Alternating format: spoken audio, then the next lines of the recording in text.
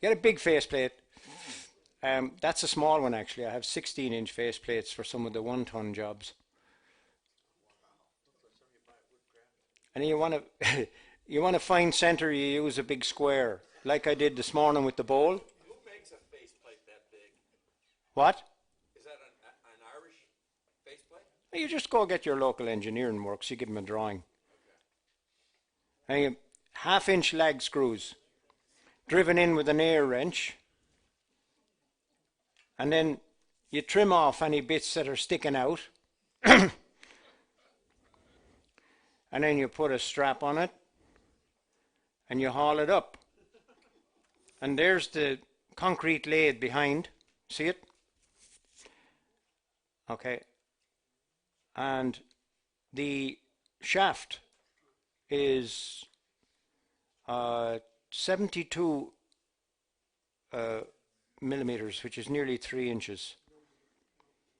And you can see the concrete. And basically what it is when you're casting the concrete lathe, you put 4 bits of high-speed steel threaded rod through where the holes in the corners of 2 bearings go.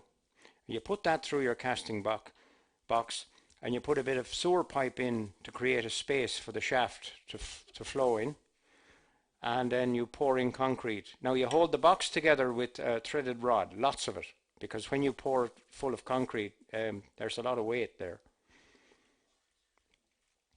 And that's the concrete lathe. The white thing in the front is a control box. On the left you can see there's a motor. I never use the motor anymore. When I built it first, I thought I had to have a motor, but I don't. Now the straps on top, they're safety. If the weight of a piece of wood log ever breaks the concrete and it decides to fly up in the air, instead of hitting me, the straps will hold it. Okay? Now I don't think it will ever happen, but there you go. I just thought I'd be safe. Where were the straps? I didn't see the straps. You see the 2 bits of metal going across? Across the top of Yeah, across. All right. Yeah, they're just in case the weight of the log ever busts. Did not use the motor. What drives it? Your hand. Your shoulder. You're just turning a little bit because Yeah. you're chainsawing. That's right. So I'll be doing it here now. Okay. You don't need a motor. In fact, the project I did up in Iowa, I built a concrete lathe outside an art museum in Iowa and turned a huge piece, and I had no motor at all on the, it was just a concrete structure. And this you're going to see here, so we won't. I'm just positioning the chainsaw. That's kind of the angle I use at home. This piece of wood here gives you your angle. And you tie the trigger. That's why you can't use it. One of the reasons why you can't use a gas saw. You can tie the trigger on an electric, but you can't on a gas saw. Actually, the best thing to tie a trigger with, and I'll show you later, is this guy. All right, now. So what's happening here is I'm using my right hand to just, like, the chainsaw is fixed through the holes in the bar into this jig. So it doesn't move. And you position it, and then you turn the log by hand down on the chainsaw blade, and it takes off a certain amount of wood, and you just keep doing that. And you can do it with the nose of the saw to create a tenon. That's what I'm doing there. A lot of my pieces go on turned plinths or stands, and I drill a hole in the top of the stand, and I make a plinth, a tenon on the bottom of the piece so that it sits into the hole, and then you can do some drilling from the sides and put in some lag screws and put in plugs to cover the heads of the lag screws. And that's a close-up. And now it's interesting that such a an instrument of destruction can be used to get such fine cuts. On the left, you've got where I've made a series of cuts to get the shape roughly, and that was done with the wood coming straight down onto the blade.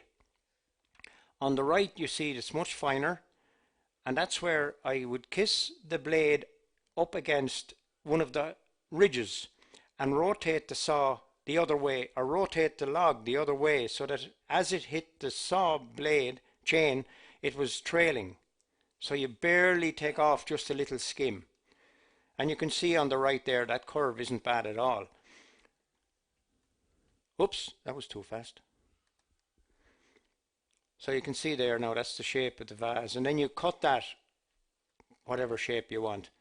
Now when I'm starting to do the inside, the first thing I do is I'll use the nose of the saw to set the width of the wall.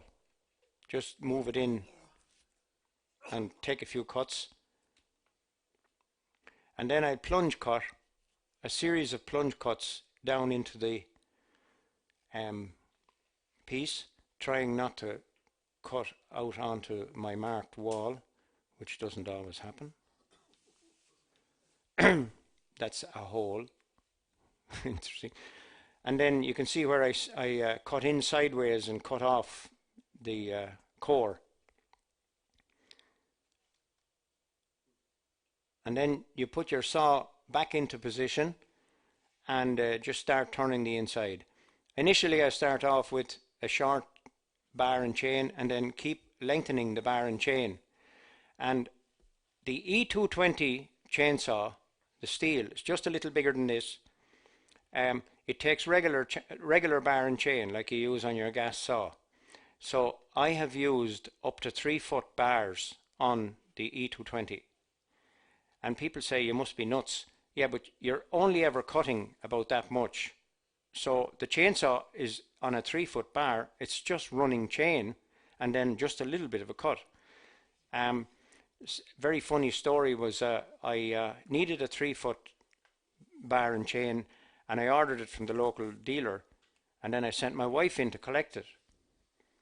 And I said, now there's a rule: if you ever buy a bar and chain for a chainsaw, or if you want a new chain, always take the chainsaw into the dealer so he can fit the chain to your chainsaw. Did you know that? You know what happens if you don't? It's always too long or too short, right? So always take. So anyway, I gave her the electric saw and I said, there you are, honey, off you go. Go and get your man to fit the bar and chain. So an hour later the phone rings and the guy's on the phone. Liam! Yeah? He says, there's a woman here. She wants me to put a 3-foot bar on an electric chainsaw. Are you nuts? Anyway, but it works. And then what you do, if you're inside a big piece, like I've gone 6 feet into pieces, and what you do is you get a plank. Hello? You get a plank and you fit your chainsaw with a short bar and you fix it on the end of the plank and you feed it in. All right? You can go 16 feet if you want. The possibilities are endless. Now, when you get to the bottom of the inside, you get the nose, make sure the nose of the bar and chain is exactly hitting the center of the revolving piece. And then you can just gently push it in. I'll be showing you here, but you push it in and then you set your depth and then you pull back your chain a little bit and go sideways and take another cut until you've got the whole thing. You see that series of little ridges, and then you go back and kiss the ridges going the wrong way with the thing revolving and a trailing action, and then you get your sanding. This is what I use for the first sanding. It's a flap wheel. You buy it in anywhere downtown, and it's brilliant because even down into the inside you can clean out all the ridges and stuff. And then you use your flap wheel, and then you get I use a 4.5-inch angle grinder. Then you get discs of just ordinary sanding discs. Start with 40 grit and then use 80 grit. And then I never go any smoother than 80 grit. I have a guy living right next to me, and he's a monumental sculptor. And he's got the most wonderful sandblasting equipment you ever saw. He puts it behind his van and goes off to graveyards and does work on. So when I have a couple of pieces to do, he just rolls up into the yard, sets up and sandblasts my pieces. It's unbelievable. That's one of the bases that I turned. And again, there's another way you can treat a base. You can get the same effect as sandblasting if you get your blowtorch and just evenly blow it until it's all black. And what happens is the action of the torch takes out all the summer wood and leaves the harder winter wood proud. So you just get Scotch-Brite, you know the green Scotch-Brite, and just rub it off. And there you've got a sandblasted piece. It's now black, but hey, it looks good. Now, so what I do is I do that with the bases so that there's a contrast immediately. So you've got your vessel on top, which is red, sandblasted, and then you've got on the bottom, you've got your black plinth, which is also the same effect, same feeling, but it's done with the blowtorch, just for effect. And that's me blowtorching one there. And that's one of my pieces. Now, some of you guys will have read the Bible. So can anyone tell me what 2 Corinthians chapter 4 verse 7 says? No? I thought this was the Bible Belt. Anyway, that is, the verse says, we have this treasure in earthen vessels, so that the excellence of the power may be of God and not of us. In other words, anything that happens in life that's worth anything is done by God. And so that's called treasure. And you wouldn't believe the amount of times that people have asked me what that means, and I've had the greatest of pleasure telling them. All right? So that's called treasure. And you can see the two-tone effect there of the log. Some of the outside was white, and then the piece that it's holding, the little treasure, is an interesting little piece of wood, because back in the 1700s, the British Navy built huge docks in Cork when they were unwanted guests of ours. Anyway, they used a wood called greenheart, which they used to make piles. And they would make greenheart piles 12 inches square and maybe 20 feet long, and they'd put a metal shoe on the end on a really sharp point.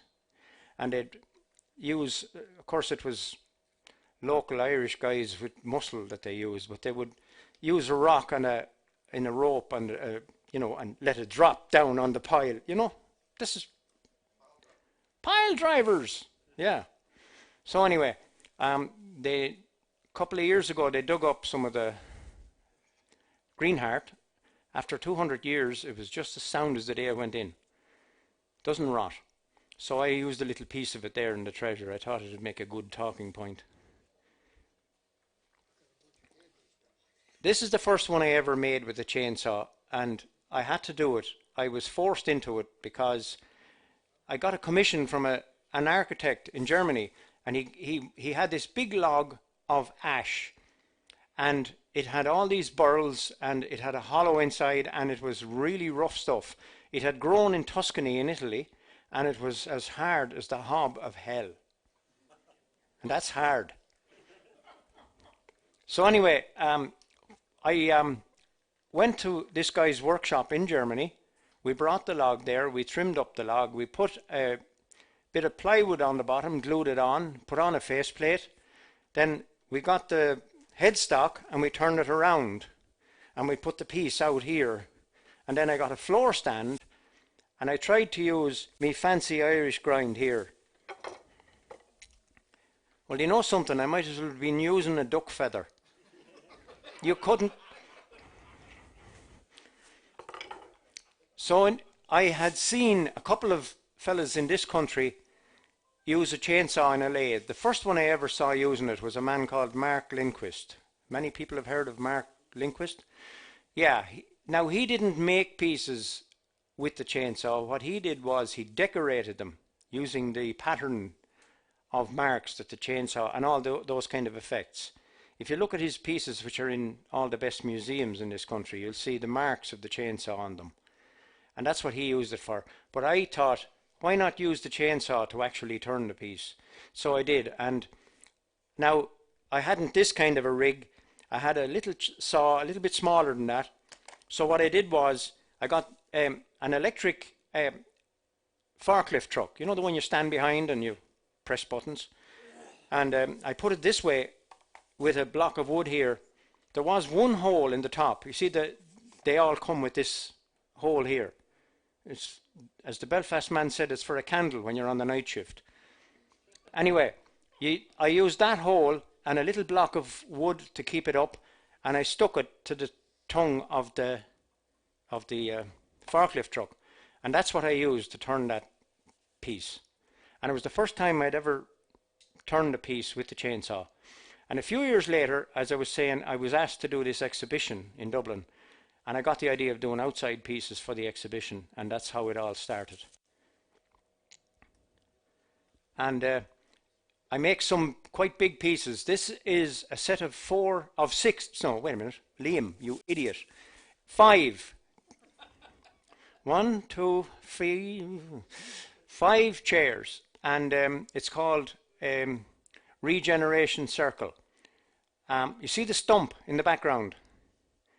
That was a redwood tree which grew in a place called Fota Island in Cork.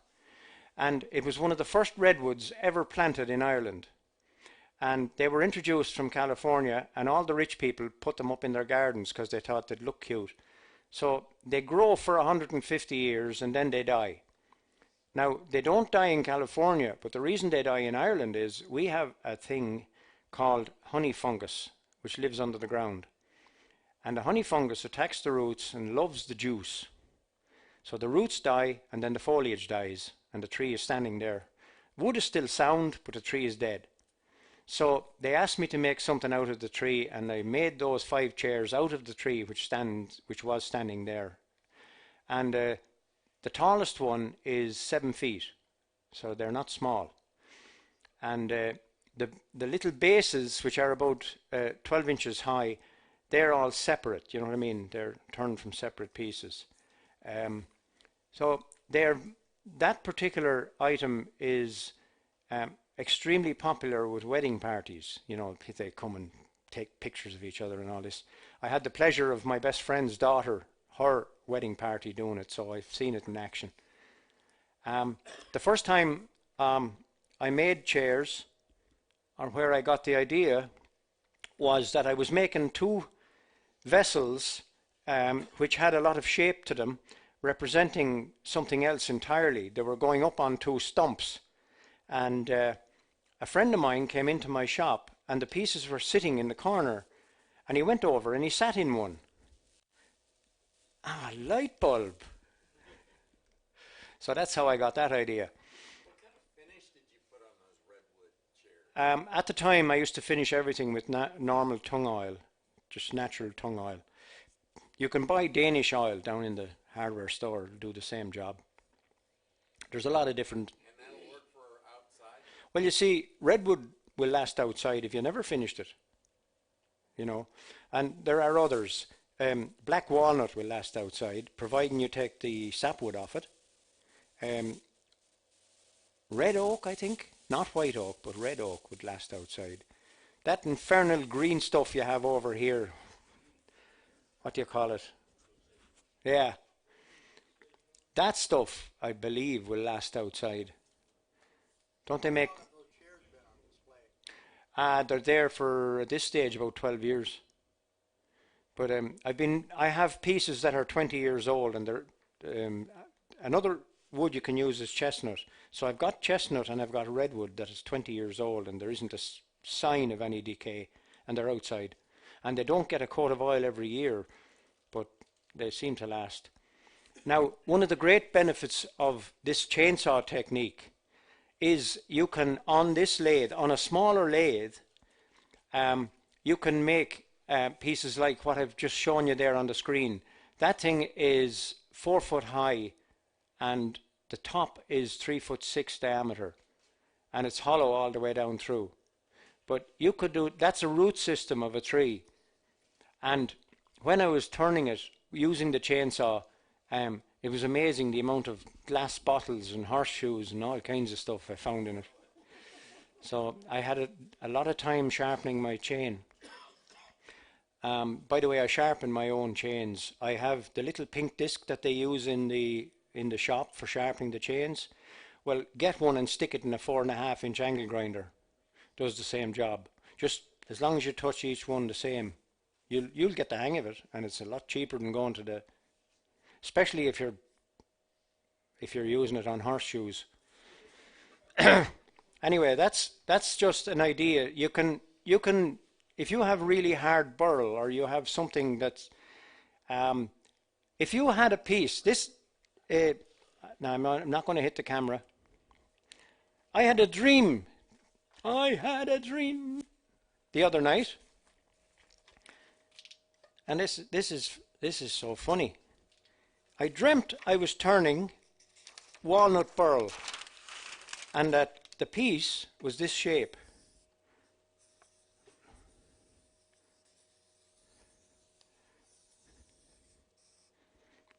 In other words, it was a natural edge bowl made from burl, and it had a huge opening all the way down. So if you put that on a lathe and try turning it with normal tools, what will happen? It'll blow. You can do that with the chainsaw. No problem, because you're never putting the wood under any kind of pressure. You follow me? And I dreamt that the other night for a really strange reason. But anyway, so you could have one that's going way out like that, you know. So does the possibility start to kind of germinate? I see one or two geniuses there.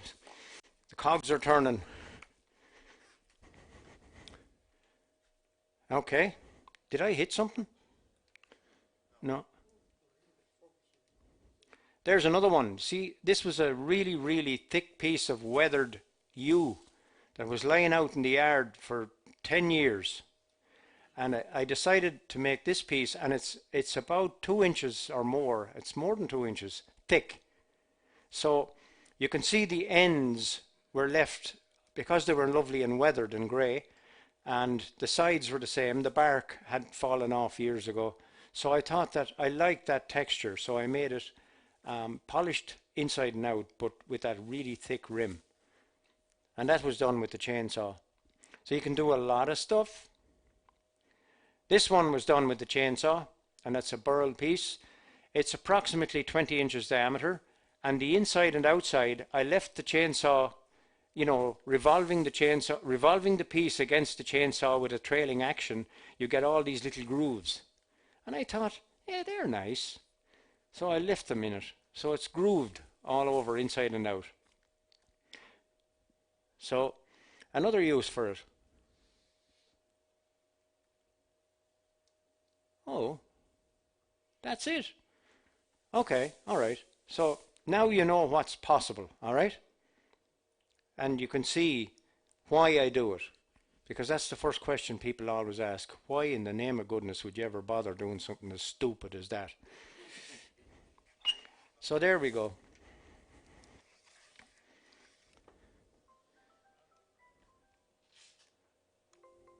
Do you want to save the changes? Yes. So always say yes.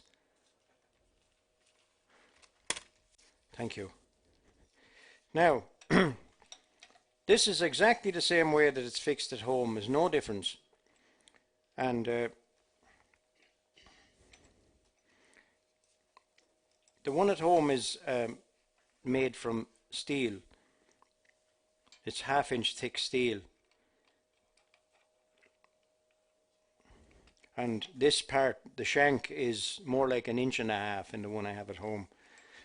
And I got a very useful connection with a local engineering works, and they do both ordinary metal work, but they also do stainless steel. So I get a lot of stainless steel parts made with them as well. They're just marvelous people. But I went in one day to them and I said, I want to do this over in the States as a demo, and I don't like carrying this in steel because it's a ton weight. So they said, oh, we'll make it in aluminum, or as they said, aluminium. So there we go. That's how that came. So let's see now. Now, as I said earlier, we won't be making a full piece. We're just showing you how it works. Normally, I would use a log of pine or other softwood. But, of course, the geniuses here decided that I needed something harder.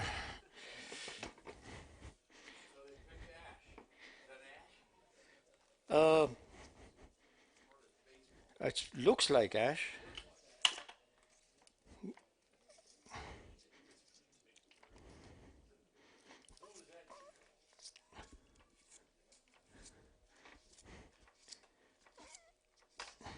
Anyway, thanks for bringing it in, whoever did.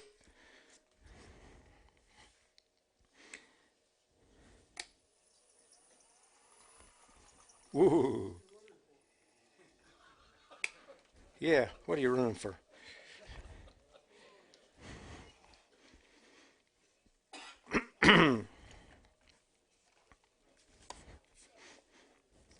Now the first cut I'm going to show you is going to be the roughing cut.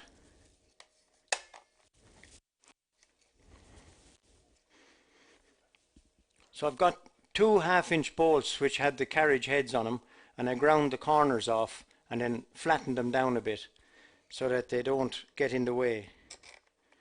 They go through those holes.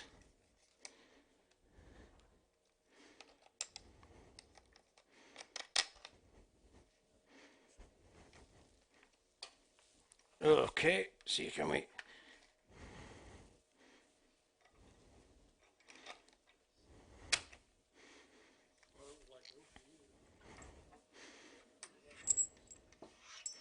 Now you can all take pictures of this later.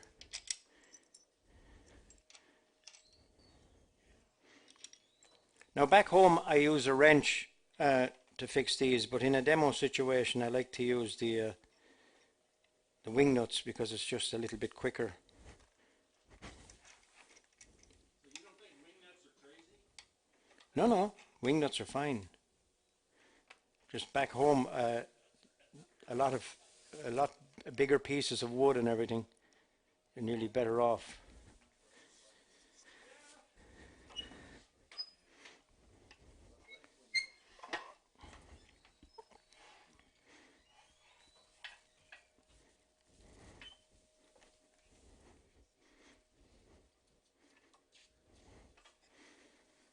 Now,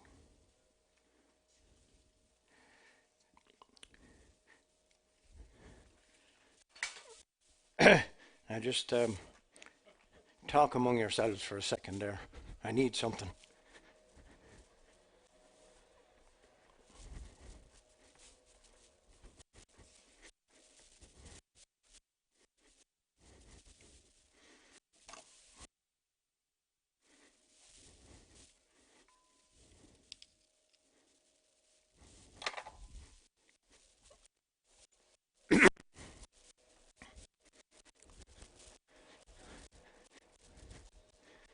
I'm telling you, I'm showing great restraint today.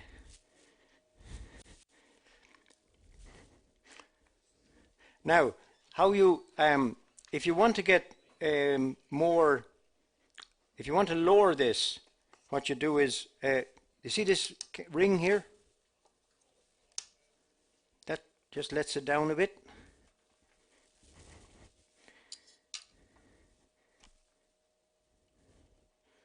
There we go.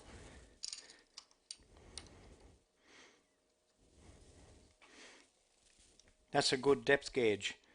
That's probably got all kinds of applications. Now,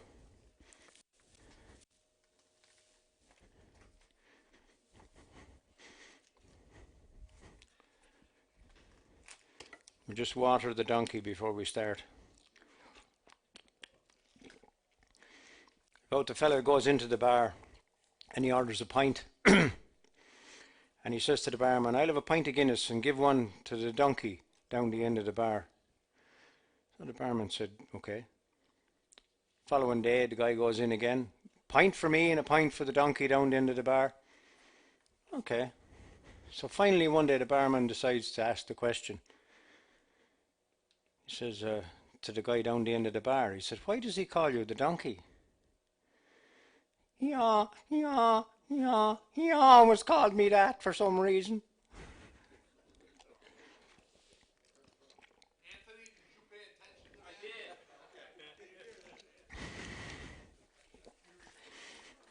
That wasn't the best one I ever told, but anyway. So has everybody got their earplugs in? Okay, if you don't, you get this little lobe of fat right here, and you push it very hard into the ear. Okay?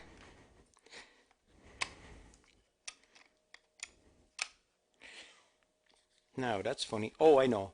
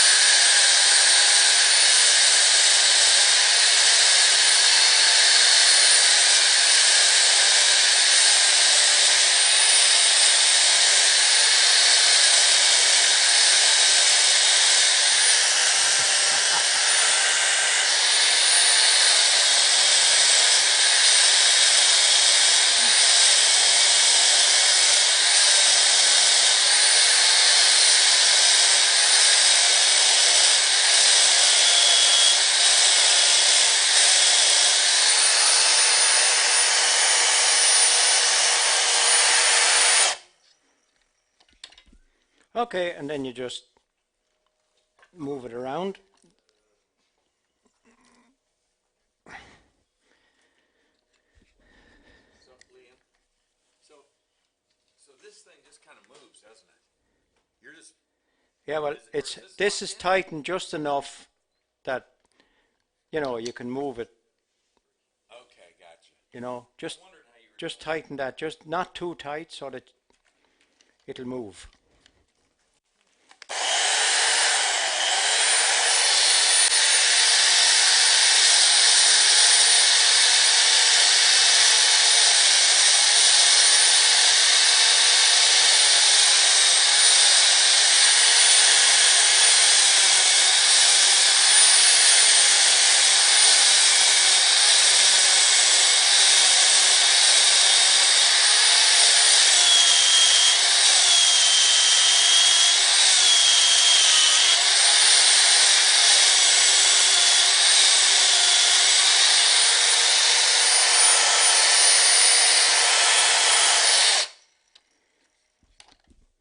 Now, that's basically the way you just keep moving it around, you know. So it's not rocket science.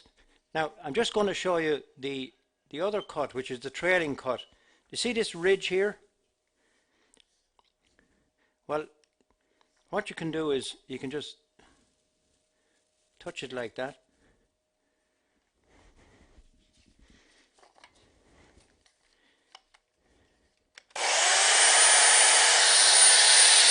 And then go backwards.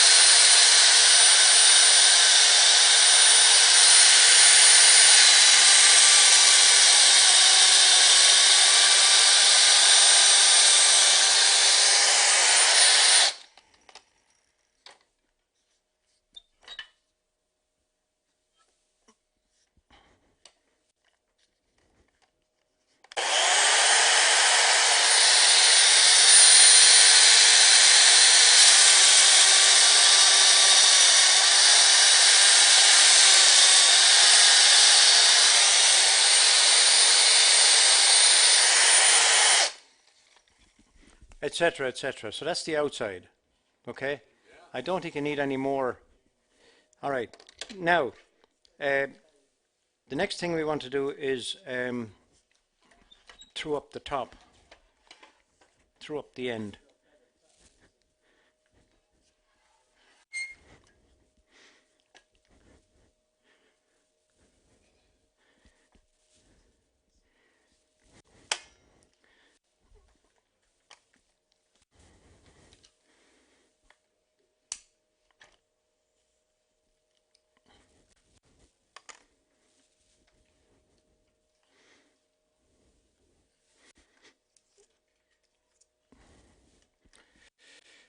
Okay, so throwing up the end, similar operation.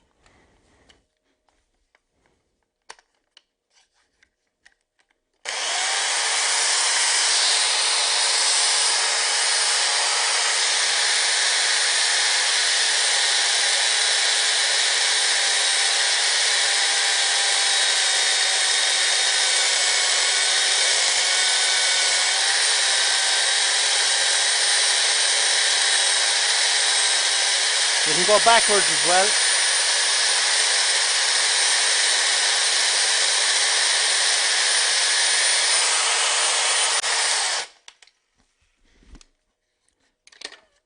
And that's basically doing that. Now, if you want to make the tenon on the back, you would have come down in with your shape, and then you simply have to get the saw and go in like this. Now you'd need a shorter blade to get it on this one, you know, or a longer banjo. Look at the shape of those. They kind of, you know, on a big piece, like they actually look quite cute. Now the inside is the next part, and to do the inside, the first thing, by the way, always close off that. What you need to do is to get the very tip of the nose just that tiny bit below center.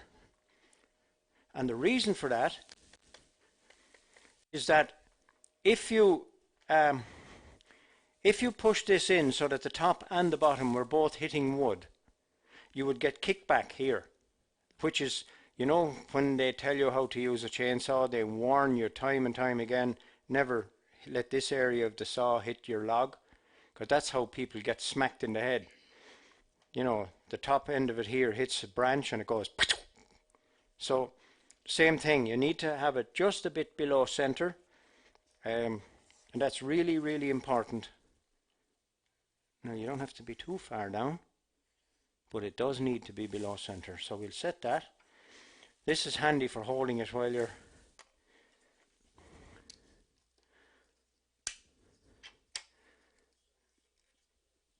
there. We go.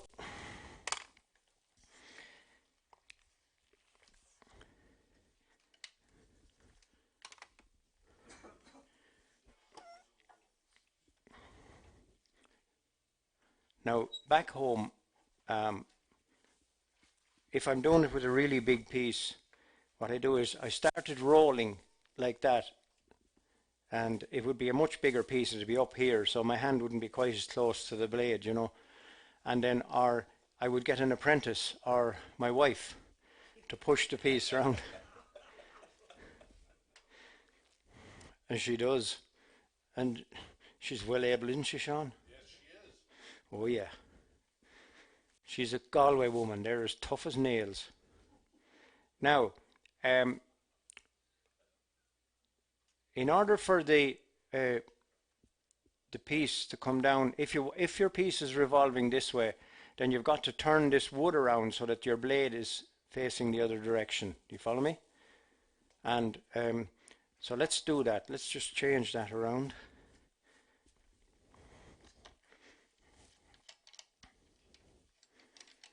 That ash is nice to turn with the chainsaw, by the way.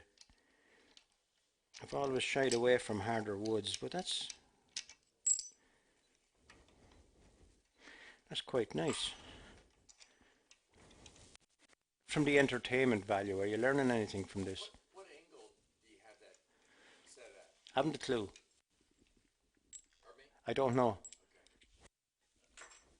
it just comes down on the wood, you know what I mean? I don't think the angle is critical at all. It's because chainsaws are chainsaws, they'll cut no matter what, you know, so it's coming down on it, it'll hit it.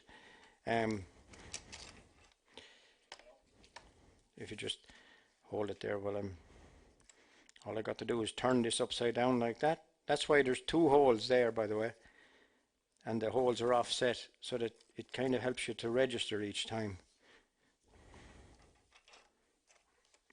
There we go.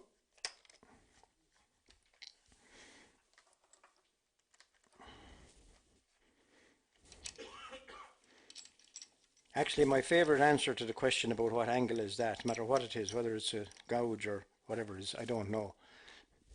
Because I really genuinely don't know.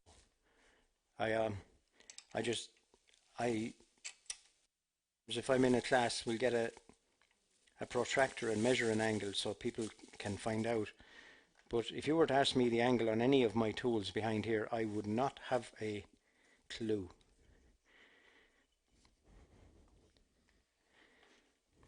You'd often see people with 2 completely different angles on the tool getting exactly the same effect. So don't get too hung up on angles. Now, as I say, at home I would normally get someone to push it around, and I could do that here too, but it's also fun to Now, is that below center there for you? Is the nose on that below center? Yeah, it is definitely below center, so that as we go in, the bottom will be cutting wood, the top will be cleared, it won't be hitting wood. Okay. That's very important. Now,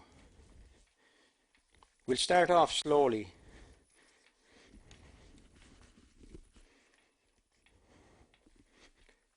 Okay.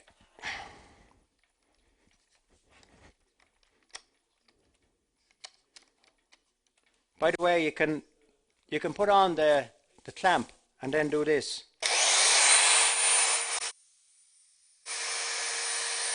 You can also stop it like that. Now, when you're feeding in the chain, if you look at the shape of the tooth of a saw, it's shaped like this, and then it has a riser like that. Okay, so that's the shape there. Now, your depth of cut when you're doing this is from there to there. Does that make sense? You know the little riving points? You can only cut a very short amount. So when you start pushing this in, if you push too hard, it'll dig. So you just barely touch it and let it cut a small cut. So let's see if we can do it.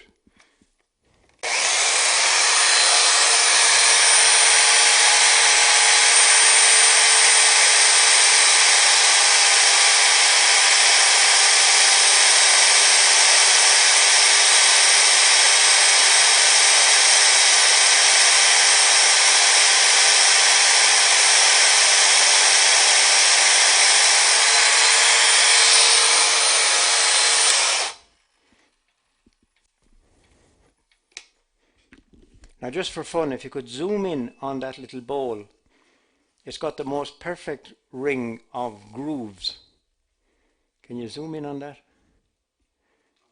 See that? So you've got 2 textures there. Now, this was the sort of stuff that Mark Lindquist was doing way back, and that's where I got the idea. So full credit to the guy. All right, we'll go on again.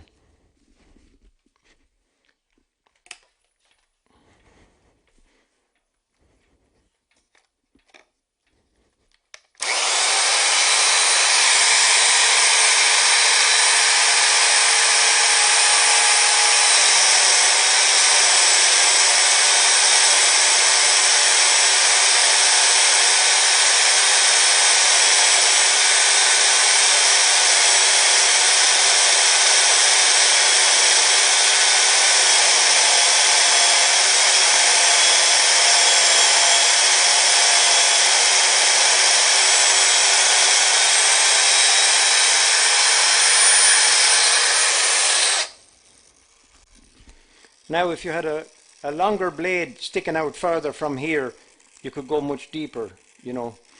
Now the next part of the job is that you move the blade sideways and take cuts like I did on the outside, and you widen that hole so that all this fits in, and then you take another bit of depth of cut.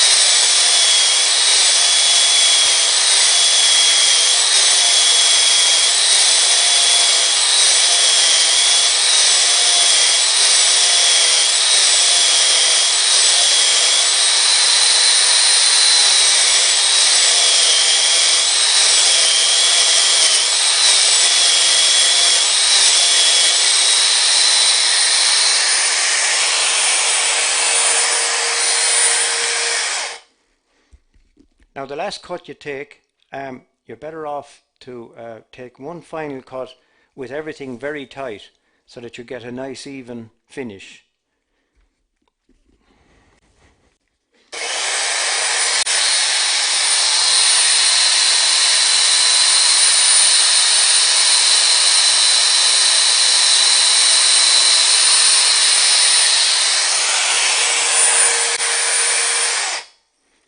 And then you simply set it in the middle again,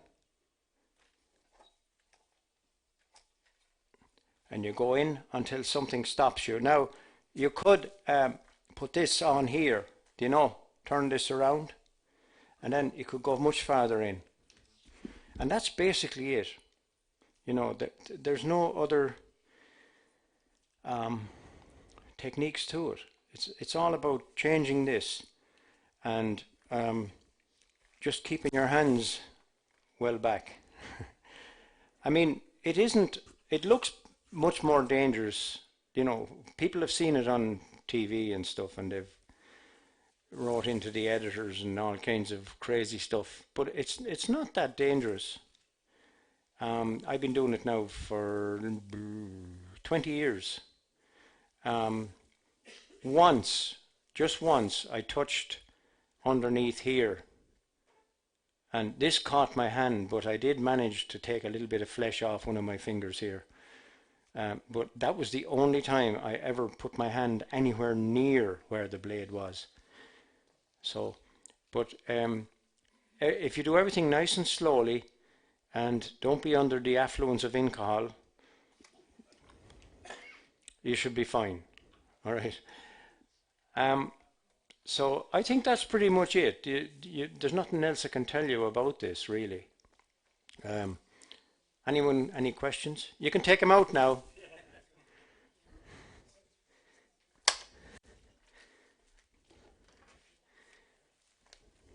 So what's the verdict?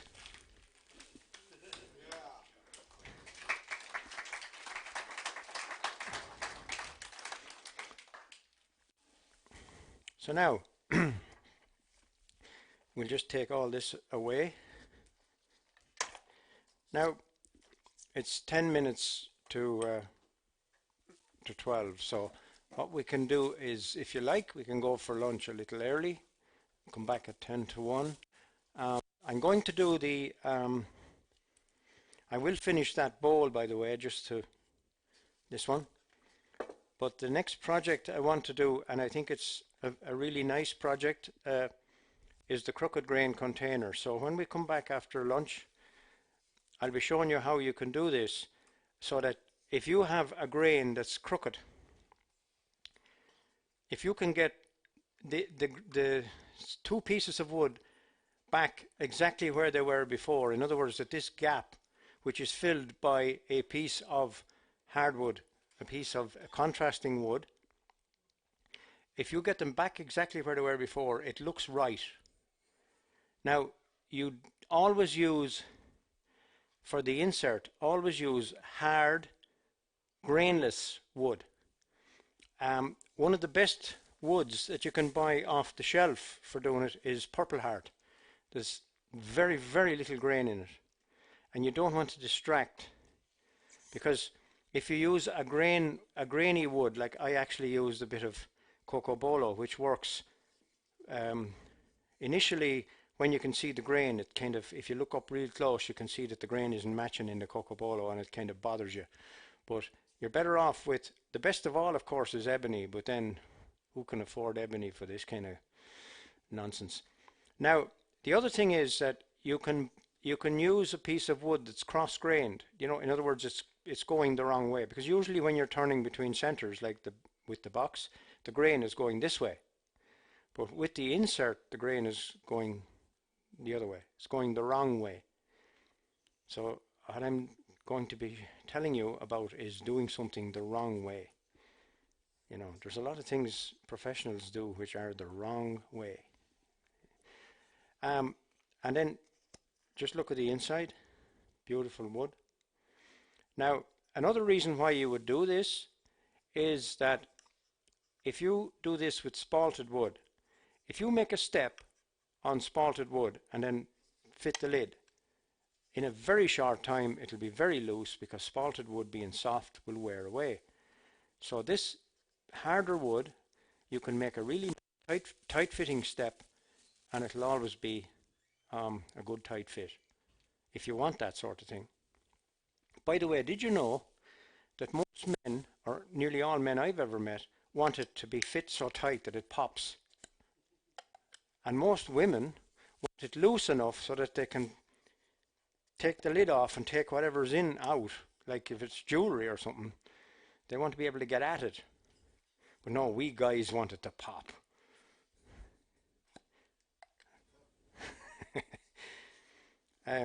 So that's it. That's what we'll do after lunch. We'll go through the whole stage. And this is also what we're doing. By the way, there's still places at the hands-on demo on Monday. So if you want to know how to do this, come on Monday. Pay the money. I'll show you. All right? Hey, Liam. Yeah. Back on this log, so if you were going to be finishing that, Hmm. on the bottom, you've got the pit, and that's green. Do you... Well, for outdoor pieces, I generally go all the way through the bottom, because they're so big, you're dealing with shape. You're not worried about any function. And there's a hole in the bottom, and there's a hole. Sometimes the plinths themselves, the stands, are hollow all the way down. If they're not, what I do is I make a drain hole. You've always got to have drainage with outside work, because if you don't, water will build up inside, and dead leaves and all that sort of stuff. So when I make a vessel, that's the bottom, and that's the stand, and then there's a tenon going down in here, and that's the inside of the vessel. I'll drill a hole all the way down through here, usually about 1 1/4, and then in the side of the stand, I'll drill a hole in here that goes up to meet that at an angle, so that the water can get out. Or you might hollow the whole stand all the way down. I've often done that. Okay? That's actually the bigger stand, you're better off hollowing them, because they're so big and heavy, and you'll have less cracking anyway. Have you done concrete stands? I used stone, blocks of stone as stands, and you drill into the stone, and you put in, with chemical anchor, you put in some stainless steel threaded rod, and let that go up and hold the piece in here. Have done that. But normally when I make pieces for a show, and I have pieces in a sculpture garden in over near London in England, and actually we sold one last week.